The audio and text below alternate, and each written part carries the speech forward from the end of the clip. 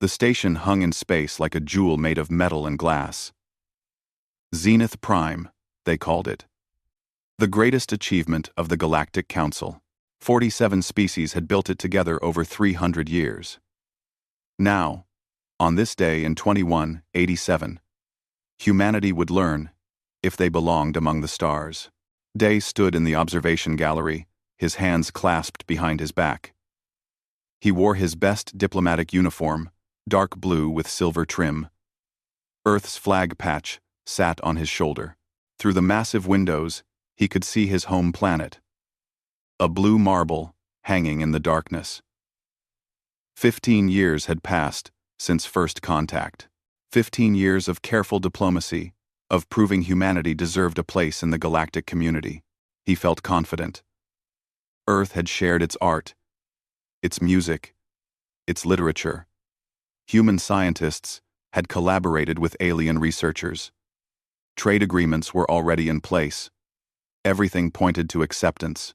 Ambassador Day, a mechanical voice spoke through his translator. The council is ready.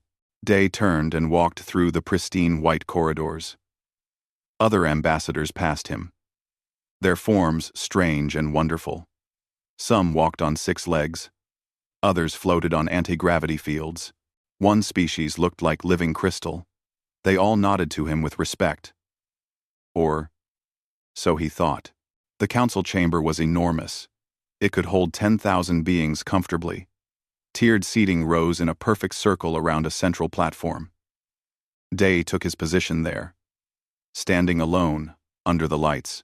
Above him, holographic displays showed his face to everyone present. The council speaker, a tall being with 4 arms and skin like polished stone, raised one hand. Silence fell instantly. "We gather to vote on humanity's petition," the speaker announced. "Earth has requested full membership in the Galactic Council. We have observed them for 15 standard years. Now, we decide." Oh, Day's heart beat faster. This was it. The moment that would define humanity's future. Let the vote begin. The chamber filled with light as each species cast their vote. Green meant acceptance. Red meant rejection. Day watched the colors appear above each delegation's seat. His breath caught in his throat. Red, red, red, red. Every single light turned red. 47 votes. 47 rejections. Unanimous. 47. Unanimous. Day felt the floor shift under his feet. This was impossible. The trade agreements, the cultural exchanges, the friendship treaties, all of it suggested acceptance was certain. "The vote is recorded," the speaker continued. "Humanity is rejected for council membership." Day found his voice. I don't understand. We've done everything asked of us. We've proven ourselves peaceful." Peaceful? A voice boomed across the chamber. Day recognized the speaker, Ambassador Krell of the Vrelian Dominion. 200 wars in the last 500 years. Nuclear weapons used on your own people. Genocide. Slavery. Environmental destruction. Another voice joined in. "You nearly destroyed your own world a dozen times. What would you do to ours, if given the chance?" "That was our past," Day protested. "We've changed. We've grown. Every species has a violent history. You all. We evolved beyond it before reaching the stars," Krell interrupted. "You brought your violence with you. Your military still exists. Your weapons still point at the sky. You are not ready." The speaker raised a hand again. "There is more. The vote was not simply for rejection. The council has made an additional decision." Day felt ice in his veins. "What decision?" "Humanity is deemed too dangerous to exist as an independent species. Your aggression, your unpredictability, your capacity for destruction, all of these threaten galactic peace. Therefore, the Council has voted unanimously for protective containment." "Containment?" Day whispered. "Enslavement," Krell said bluntly. Your world will be pacified. Your weapons will be destroyed. Your people will be distributed among council species as laborers. You will work, you will serve, and you will harm no one ever again. The chamber erupted in agreement. Day heard voices from dozens of species, all supporting the decision. They spoke of necessity, of protecting the innocent, of preventing future wars. They made it sound noble. "This is insane," Day shouted. "You can't just enslave an entire planet. We have rights." You have no rights," the speaker said coldly. "You are not members. You are a problem requiring a solution. The pacification fleets will arrive at Earth in 30 standard days. Resistance is futile. Your military forces are primitive compared to ours. Accept this judgment. Make it easier on your people." Day looked around the chamber. He searched for one friendly face, one species that might object. He found none. They had all agreed. All 47 advanced civilizations had decided humanity deserved chains. "We trusted you," Day said quietly. "We believed in peaceful coexistence. We thought we were joining a community of equals." "You were never equals," Krell replied. "You were subjects waiting to be claimed. Now you will serve a greater purpose. Your labor will benefit civilizations worth preserving." The speaker gestured. "Ambassador Day, you are dismissed. Return to Earth. Inform your leaders. Prepare your people. Resistance will only increase casualties. Compliance will be rewarded with mercy." 2 guards approached, not quite touching Day but making it clear he needed to leave. He walked from the chamber in a daze. The corridor that had seemed so beautiful an hour ago now felt like a prison. He reached his small shuttle and collapsed into the pilot's seat. His hands shook as he activated the communication system. He needed to warn Earth. 30 days. They had 30 days before the fleets arrived. "This is Ambassador Day," he said into the recorder. "Emergency transmission to Earth Command. Priority Alpha. The vote." The vote was unanimous rejection. But it's worse than rejection. They're coming for us. The Council has authorized our enslavement. They believe we're too dangerous to exist as a free species. Pacification fleets will arrive in 30 days. He paused, gathering his thoughts. They think we're weak. They think our military is no threat. They've studied our history and decided we're primitive warmongers who need to be controlled. 47 species agreed, every single one. Day looked out at Earth, still visible from the station. His home. His people.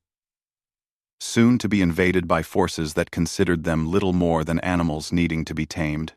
"I failed," he continued. "I believed in diplomacy. I believed in peace. But they were never going to accept us as equals. They were always going to do this. We were fools." He took a deep breath. "Earth Command. I'm sending all data about Council military forces. Everything I could access. Fleet numbers, weapon types, strategic deployments. I don't know if it will help. They outnumber us. They outgun us. But maybe, we can make them regret this decision." Day ended the recording and sent it through every available channel. Then he set his shuttle on course for Earth. Behind him, Zenith Prime sparkled in the starlight. Beautiful and terrible. A symbol of galactic unity that had just declared war on humanity. As he flew away, Day made a promise to himself. If humanity was going to be enslaved, they would make their would-be masters pay for every chain. The galaxy thought humans were dangerous. As a free people, they had no idea how dangerous humans could become when facing extinction. 30 days. The countdown had begun. Yuna received the transmission at 3 in the morning. She was already awake, reviewing defense protocols in her office at Earth Command. As Chief of Defense, she rarely slept more than 4 hours. Now, watching Day's message, she knew she would never sleep peacefully again. "Play it again," she ordered. Her staff watched in silence as Day's words echoed through the command center. Enslavement. 30 days. Pacification fleets. Every phrase was a hammer blow. How many ships are we talking about? Yuna asked. Her tactical officer pulled up holographic displays. Based on the data Ambassador Day sent, we estimate 10,000 warships in the first wave. Maybe more. And we have 400 combat vessels. Another 200 support ships. The numbers were devastating. But Yuna did not allow herself to show fear. Fear was a luxury she could not afford. Send emergency broadcasts to every nation, she commanded. Tell them the truth. Tell them everything. And activate Protocol Unity. Protocol Unity had been created as a worst-case scenario. If Earth faced extinction, all nations would dissolve their borders. All military forces would combine. All resources would be shared. No one had ever believed it would be necessary. Within 6 hours, every leader on Earth had agreed. There were no arguments. No debates about sovereignty or politics. When faced with slavery or death, humanity found unity faster than anyone thought possible. Yuna addressed the world that evening. Billions watched as she stood before cameras, her expression hard as steel. The Galactic Council has declared us unfit for freedom, she said. They have decided to enslave our entire species. They believe we are too violent, too dangerous, too primitive to exist as free beings. In 30 days, their fleets will arrive to chain us all. She paused, letting the words sink in. They are wrong about one thing. They believe we will surrender. They believe our military is no threat. They believe we will accept our fate quietly. They have forgotten the most important lesson about humanity. We do not bow, we do not break, and we sure as hell do not surrender. Across the planet, people responded. Factories converted to weapons production within hours. Scientists abandoned civilian projects to focus on military research. Volunteers flooded recruitment centers. The entire species mobilized for war. Dr. Mira worked in a laboratory deep beneath Geneva. She had spent 20 years studying alien biology from the cultural exchanges. That knowledge, gained in peace, would now be weaponized. We can target their neural structures, she explained to her team. Most council species have similar brain chemistry. I can create a virus that will shut down their nervous systems without harming humans. One of her assistants looked uncomfortable. That's a biological weapon. It's banned by every treaty. Mira stared at him. The council just voted to enslave us. Treaties are meaningless now. Either we use every tool we have, or we die in chains. Choose. The assistant nodded slowly. They all understood. Ethics were a luxury for peacetime. Survival required different rules. In Seoul, Hyun gathered his network. He had spent years in the underground, preparing for the day when Earth might need people who could do the impossible. Thieves, hackers, assassins, spies, all trained and ready. The council thinks they know everything about us, Hyun told his operatives. But they only studied what we showed them. They don't know about the black projects, the secret weapons, the technology we kept hidden. He activated a holographic display showing facilities scattered across the solar system. These installations have been preparing for exactly this scenario. Stealth ships with zero emissions, AI-controlled drone swarms, quantum weapons that can tear holes in space-time. The council has no idea what we're really capable of. Jia worked at a civilian shipyard that had been converted overnight. She was just an engineer, but her proposal had reached the highest levels of command. They called it the Scorched Void Protocol. If Earth falls, we take them with us, she explained to the admirals examining her plans. We plant antimatter charges throughout the planet. If they win, we detonate everything. No slaves, no victory, just ashes. One admiral shook his head. That's suicide. No, Jia replied. That's a promise. If they want to enslave us, they get nothing. We make this so costly that they'll wish they never heard of Earth. The admirals approved her protocol. Children and non-combatants were evacuated on generation ships, sent to distant stars with coordinates known only to a few. If humanity fell, at least some would survive to tell the story. 3 billion people volunteered to stay behind. They would fight. They would die if necessary. But they would not be slaves. Taesung commanded a frigate called the Defiant. It was small, barely armed by galactic standards, but it was his ship, and he would make it count. They'll come in thinking this is easy, he told his crew.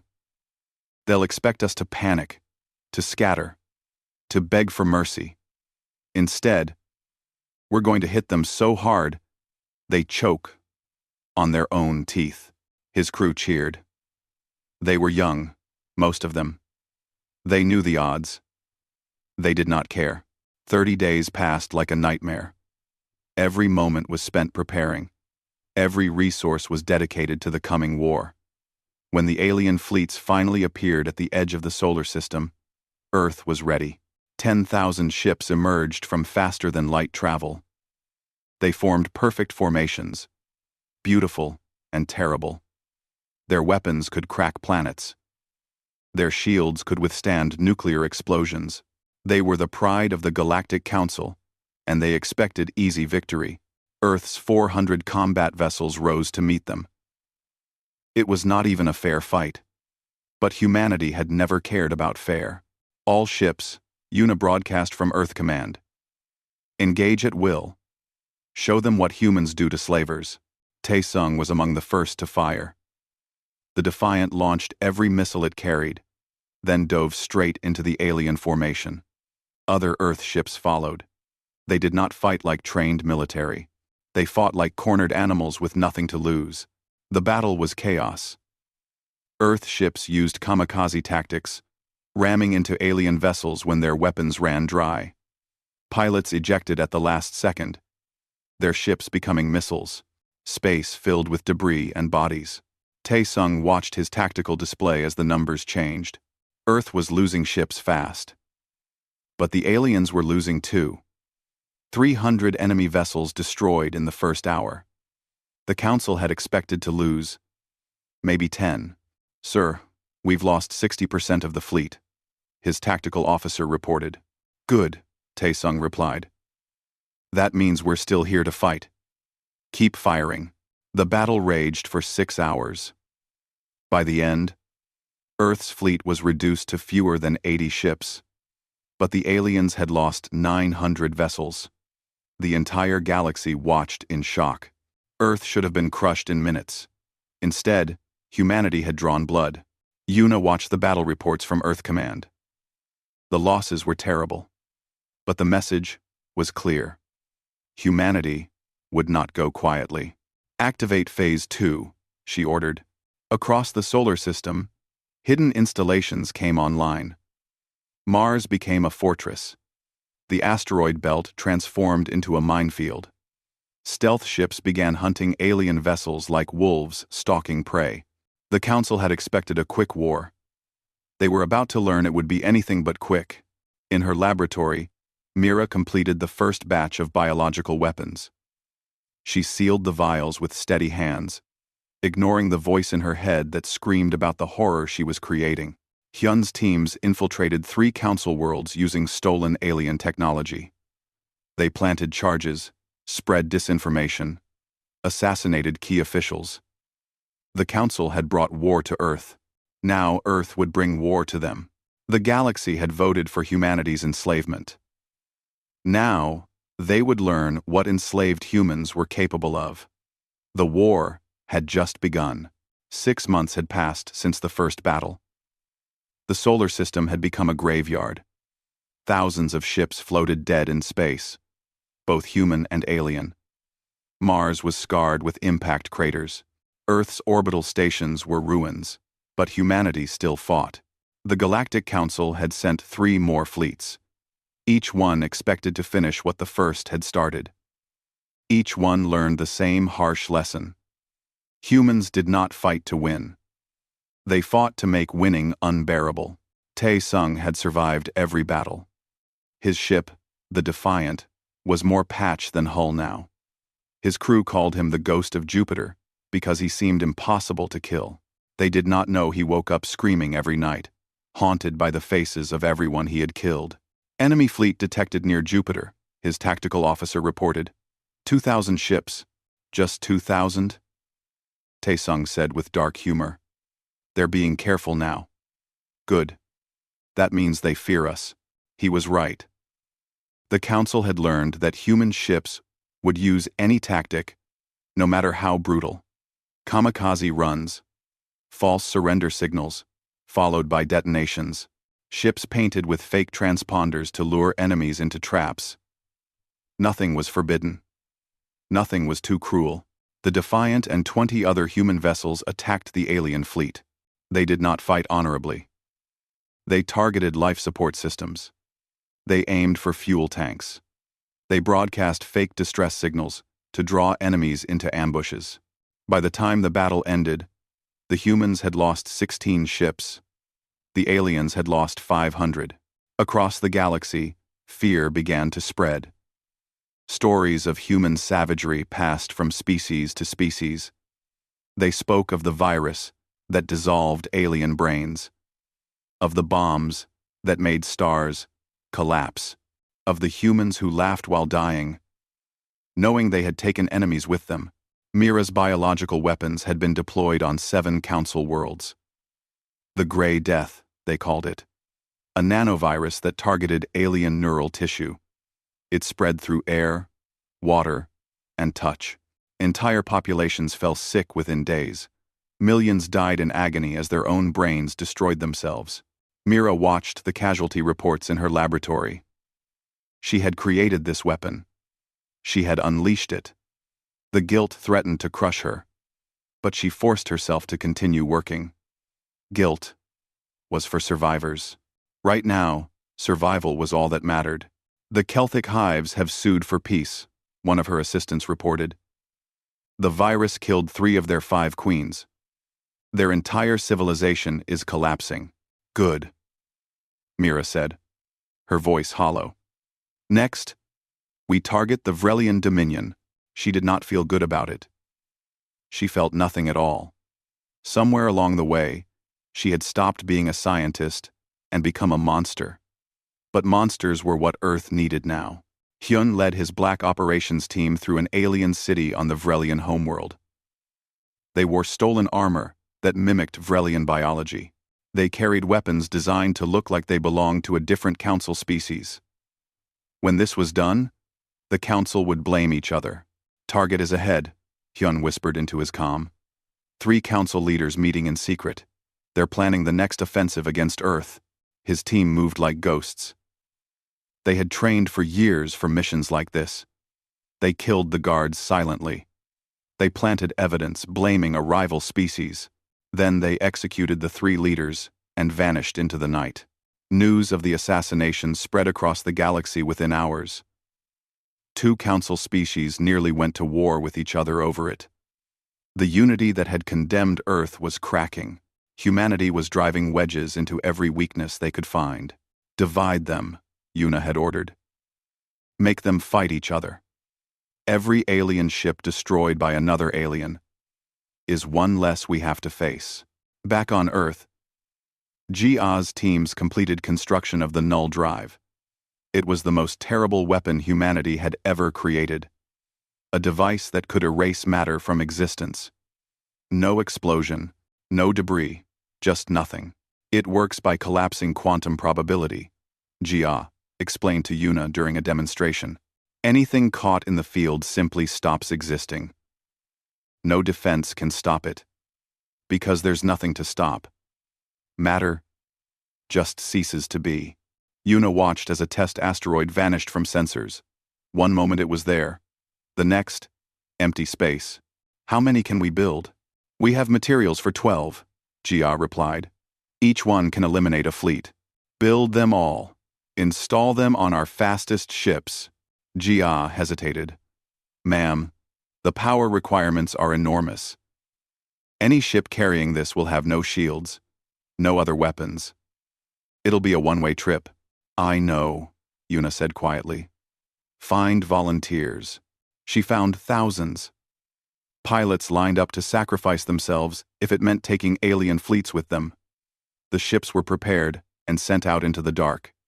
They called themselves the Void Walkers, ghosts who would drag their enemies into non-existence. The Vrelian Dominion learned about the Null Drive when their largest fleet simply disappeared. 3,000 ships, gone. In an instant. Not destroyed. Not scattered. Gone. Sensors showed nothing where they had been. It was as if they had never existed at all. Panic spread through the council. How did you fight an enemy that could erase you from reality? How did you defend against humans who would sacrifice everything to hurt you? 3 more species sued for peace. The council executed their leaders for cowardice. The message was clear. Fight, or be destroyed, by your own allies. The unity that had seemed so strong 6 months ago was fragmenting rapidly. Huon's teams struck again and again. They sabotaged supply lines. They assassinated military commanders. They spread propaganda that turned council species against each other. Every action was calculated to cause maximum chaos. On the colony world of Vrelis Prime, Huon personally detonated the charges that had been planted months earlier. The planet's star destabilized. Within days, it would go supernova. 2 billion Vrelians had to evacuate. Most would not make it. Their homeworld would be destroyed not by human ships, but by their own sun, turned into a weapon. Taesung received orders to assault Zenith Prime, the council station where humanity had been condemned. It was heavily defended, but Yuna wanted it destroyed. Symbols mattered. The place where Earth's enslavement had been decreed needed to burn. This is suicide, one of his officers said. Everything we do is suicide, Taesung replied. But we're taking them with us. Prepare for assault. The attack on Zenith Prime lasted 3 days. Human ships fought with desperate fury. They knew they probably would not survive. They did not care. The station had to fall. Taesung's ship was the last one standing. The Defiant was dying, systems failing one by one. But Zenith Prime was dying too. Its shields were down. Its weapons were silent. Fires burned through its corridors.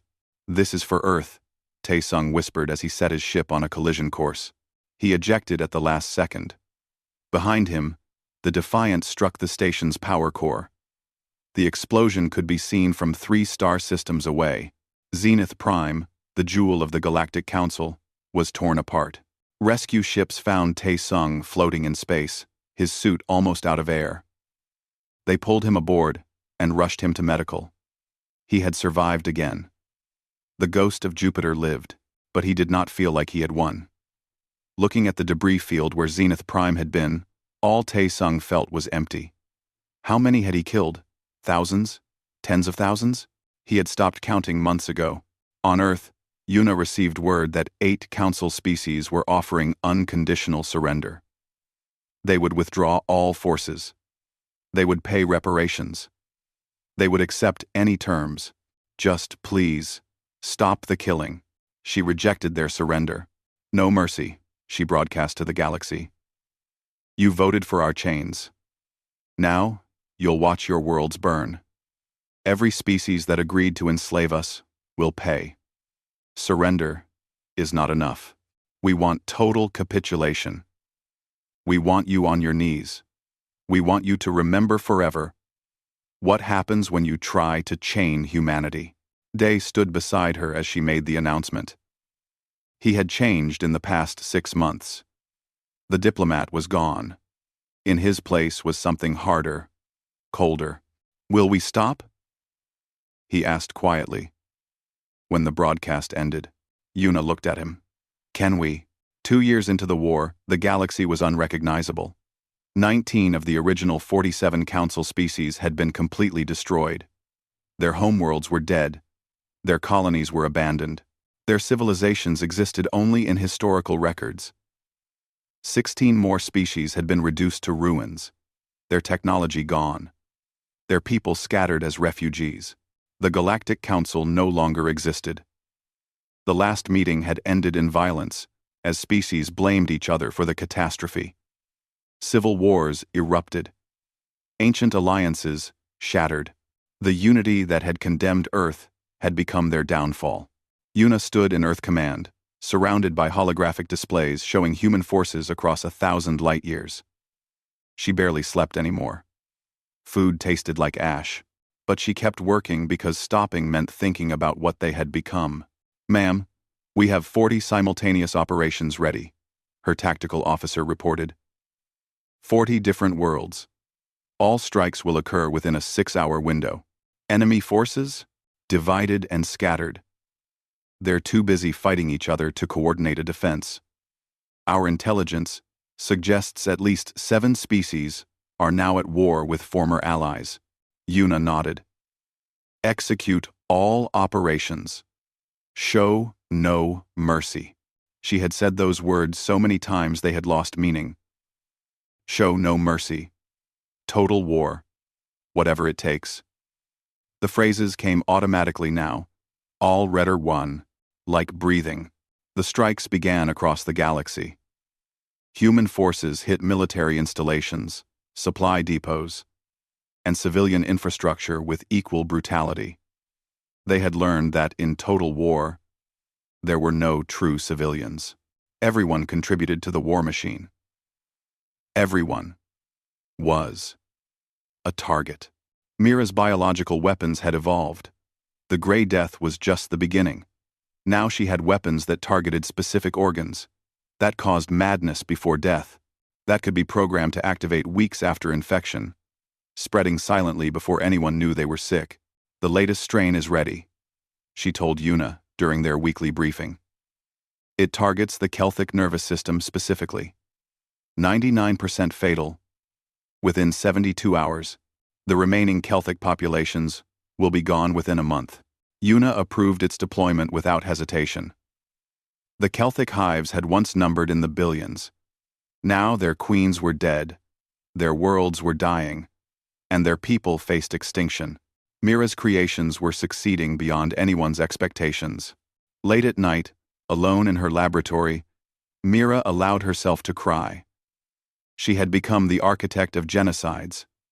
Entire species would be erased from existence because of her work.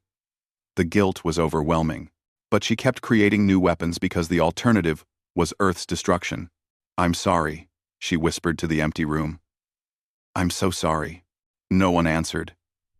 The dead never did. Hyun had become a legend among human operatives.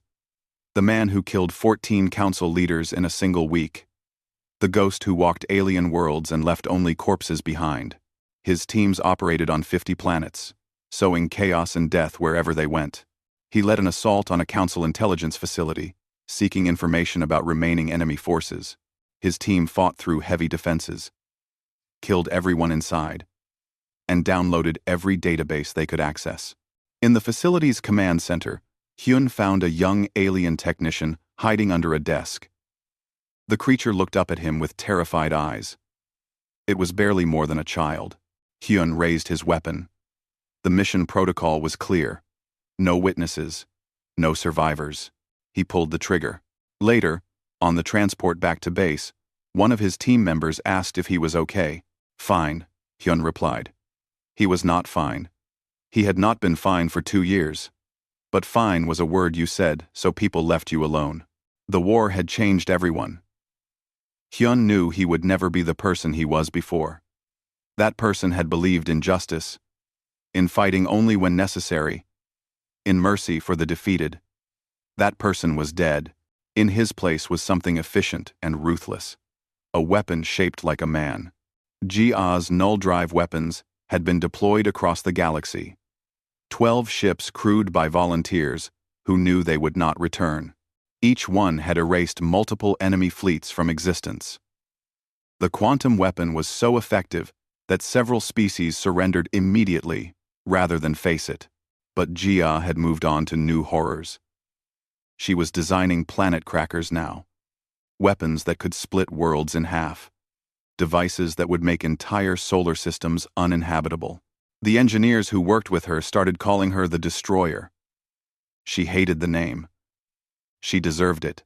"These new weapons," one of her assistants said hesitantly, They're beyond anything we've ever— I know what they are, Jia interrupted. Build them anyway. She spent her nights calculating blast radiuses and casualty numbers. Billions would die when these weapons were used.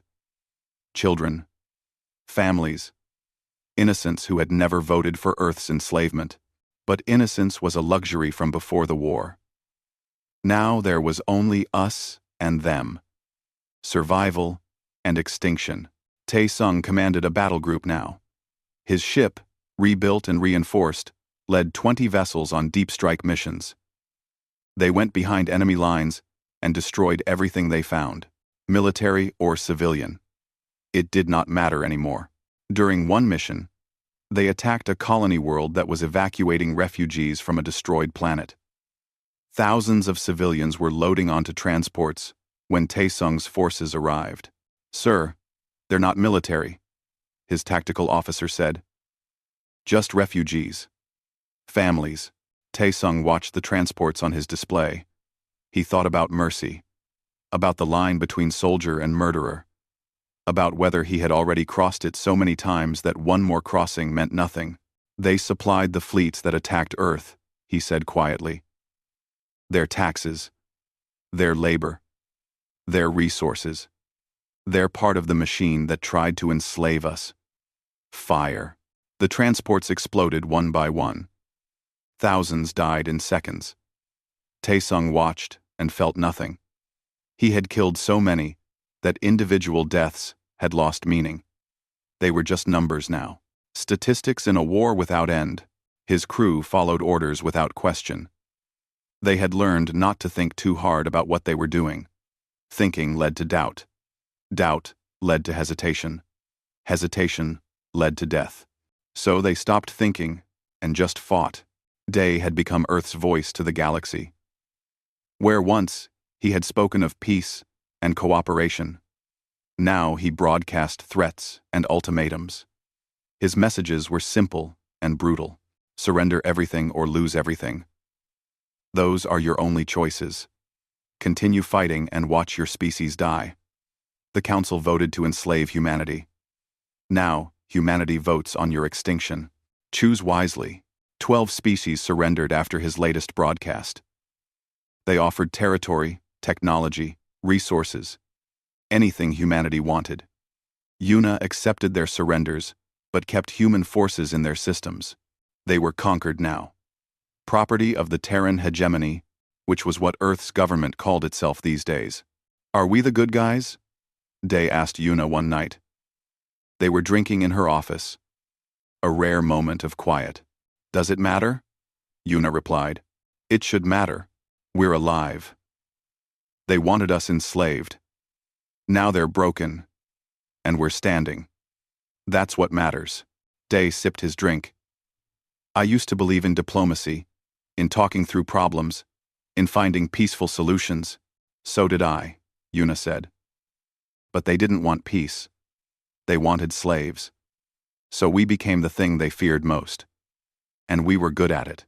Across the galaxy, human forces continued their advance. They occupied 40% of former Council territory. Species that had once looked down on humanity now begged for mercy. The humans sometimes gave it. Sometimes they did not. It depended on mood and circumstance, and how much blood had already been spilled. The war was ending not because humanity was winning, but because there was almost no one left to fight. The Council was gone. The species were broken. The civilizations that had stood for thousands of years were reduced to fragments and memories. Mira completed her final weapon. A retrovirus that could be programmed to target specific genetic markers. It could kill everyone of a particular species while leaving others unharmed. The ultimate tool for selective genocide. She sealed the samples and sent them to storage. Then she sat in her laboratory and stared at her hands. These hands had created weapons that killed billions. These hands were stained with blood that would never wash away. "What have I become?" she whispered. The answer was obvious. She had become necessary. Terrible, but necessary. And she would carry that knowledge until the day she died. The galaxy was drowning in blood. Humanity had promised fury if enslaved. They had delivered on that promise beyond anyone's nightmares. Now, the question remained. Could they stop? Or had they become the monsters the Council had always feared? 5 years had passed since the Council voted for Earth's enslavement. The war was over. Humanity had won.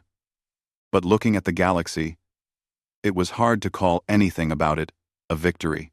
Una stood on a balcony, overlooking what remained of Geneva. The city had been rebuilt, but scars from orbital bombardment still marked the landscape. She was first coordinator now, leader of the Terran hegemony. The title felt hollow. She ruled over ashes and ghosts. The final casualty reports are in, her aide said quietly.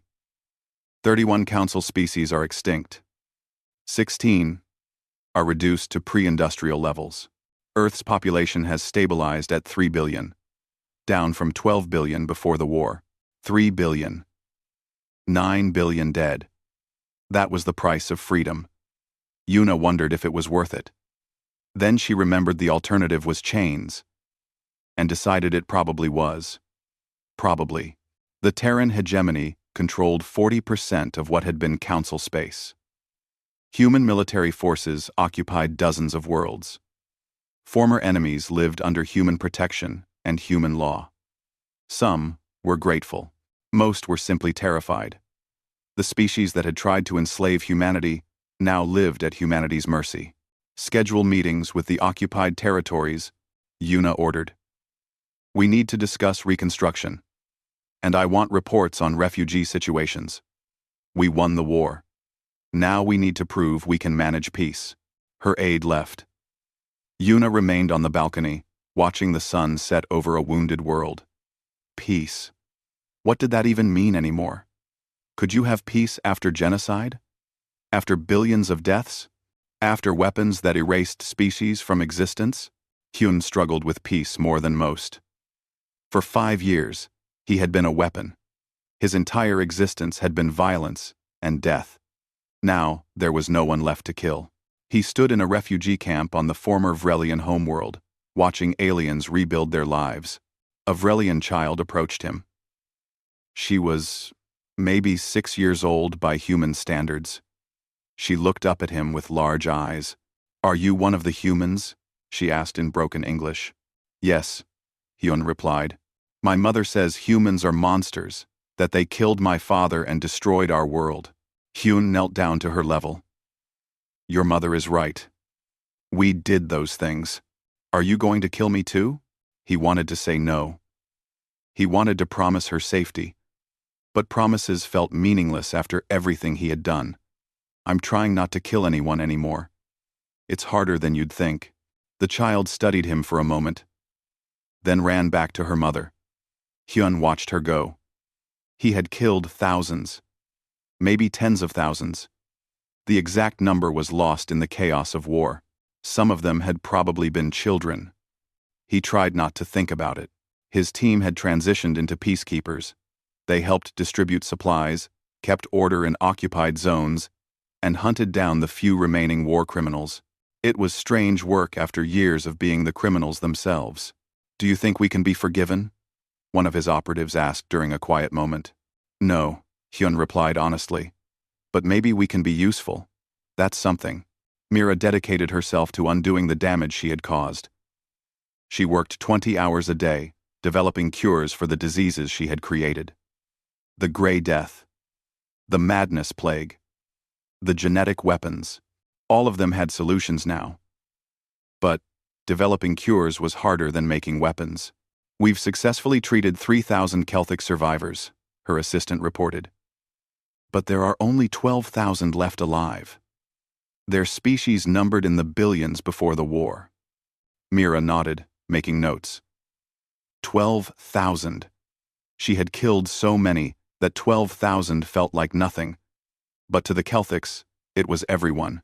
Their entire remaining population could fit in a small city. Continue treatment. Expand it to other affected species. I want antidotes distributed freely. Some governments are asking for payment. They say Earth owes them compensation. Tell them the cure is free, Mira said sharply. I created the disease. I won't profit from the cure. At night, she still cried. The guilt never faded. It simply became part of her, like breathing. She would carry the weight of her actions until death. It was the least she deserved. Jia had moved from weapons design to reconstruction. Her engineering skills that had once created planet crackers now built homes, hospitals, and infrastructure. It was strange work for hands that had designed such terrible weapons. She worked on a colony world helping aliens rebuild their cities. The locals were nervous around humans. And who could blame them? But they needed help. And humans were providing it. Sometimes out of genuine compassion, sometimes out of guilt. Often both. Why are you helping us? An alien engineer asked her. Your people destroyed 3 of our worlds. Killed billions of us. Now you build us houses? Jia did not have a good answer. Because the war is over. Because you didn't vote for our enslavement. Because I'm tired of destroying things. The alien accepted this and went back to work. They all did. The galaxy had to move forward or die. There was no third option. Jia thought about the null drive sometimes. About the fleets she had erased from existence. About the volunteers who had flown those suicide missions. They were heroes to some. Murderers to others. She suspected they were both. Tae-sung had retired from active service. He lived in a small apartment in Tokyo, rarely leaving. The military had offered him command positions, medals, speaking tours. He had refused everything. He just wanted to be left alone. But the nightmares would not leave him alone. Every night, he saw the faces. The ships exploding. The transports full of refugees. The numbers kept adding up in his dreams. Thousands. Tens of thousands. Maybe more. A therapist visited him weekly. She was kind and patient. She told him about post-traumatic stress, about survivor's guilt, about the psychological cost of war. He listened and nodded and said the right things. But he knew the truth. What he had was not trauma. It was guilt. Earned and deserved. You did what was necessary, the therapist said during one session. Did I? Tae-sung replied. Or did I just keep killing because that's what I was good at? Where's the line between soldier and murderer? I crossed it so many times I don't even know where it was. Jai. The therapist had no answer. How could she? She had not been there. She had not made those choices. Tae-sung lived with his choices. That was his punishment. He would carry them until death, and maybe not even death would free him. Day wrote the official history of the war. Someone had to document what happened. Someone had to ensure the truth was not forgotten or sanitized. The galaxy needed to remember. He wrote about the Council's decision to enslave Earth. About humanity's desperate response. About the weapons, and the deaths, and the civilizations that fell. He wrote about both human courage and human atrocity. He did not shy away from the worst parts. This is too honest, a government official complained after reading a draft. It makes us look like monsters. We were monsters, Day replied. We were also victims. Both things are true. History needs the whole truth, not just the comfortable parts. The official left angry, but the history was published as written. Billions read it. Some celebrated humanity's strength. Others mourned what had been lost. Many felt both emotions at once. On the 5th anniversary of the war's end, Yuna gave a speech at a memorial on Earth. Thousands attended. Billions more watched across the hegemony. 5 years ago, we faced extinction or slavery, she began. We chose to fight. We won. But the cost was almost everything we were. 9 billion humans dead. 31 alien species extinct. Countless civilizations destroyed. We survived. But we paid for survival with our souls. She paused, gathering herself. The Council feared us because they thought we were dangerous. They were right. We are dangerous. We proved it beyond any doubt. We became the monsters they always believed we were. The question now is whether we can become something else. Something better. The crowd was silent. Yuna looked out at them, seeing her own guilt reflected in their faces. We cannot undo what we did. We cannot bring back the dead. We cannot erase the suffering we caused. All we can do is try to build something worth the sacrifice. A galaxy where no species faces enslavement, where no one is judged unfit for freedom, where the strong protect the weak instead of exploiting them. She took a breath. I don't know if we can do it. I don't know if we deserve to do it. But we have to try. Because if we don't, then all those deaths meant nothing. All that suffering was wasted. We'll just be monsters sitting on a pile of corpses, pretending we're heroes. The speech ended. People applauded, though many were crying. Yuna left the stage and returned to her office. There was work to do. There was always work to do. Across the galaxy, humanity and its former enemies tried to build a future together.